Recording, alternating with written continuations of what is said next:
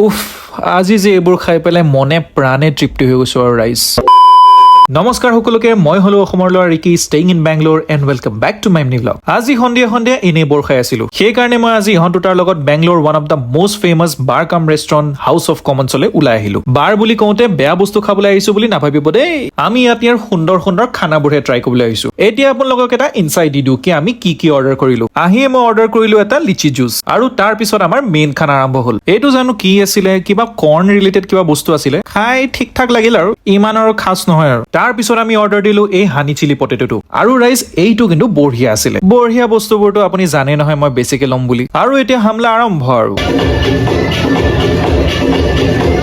মই মিউজিকৰ বিটৰ লগত মেচ কৰি পেলাই খাইছো একদম এতিয়া আমি নেক্সট অৰ্ডাৰ দিলো এটা পনীৰ পিজ্জা আৰু ৰাইজ খাবলৈ ইমানে বেয়া আছিল নহয় গোটেই শুকাই আছিলে পিজ্জাটো কিন্তু কি কৰিব আৰু পইচা দি লৈছো যে সেইকাৰণে এনেই পেলাই দিব নোৱাৰি আৰু সেইকাৰণে খালো আৰু কিবা কিবি কৰি পেলাই এতিয়া আমাৰ খাই বৈ পেলাই পেট ফুল আৰু এতিয়া ঘৰলৈ যাব লাগে আৰু দিয়ক পিছে মই এতিয়া ৰুমলৈ যাওঁ চ' লগ পাম নেক্সট ভিডিঅ'ত তেতিয়ালৈকে বাই বাই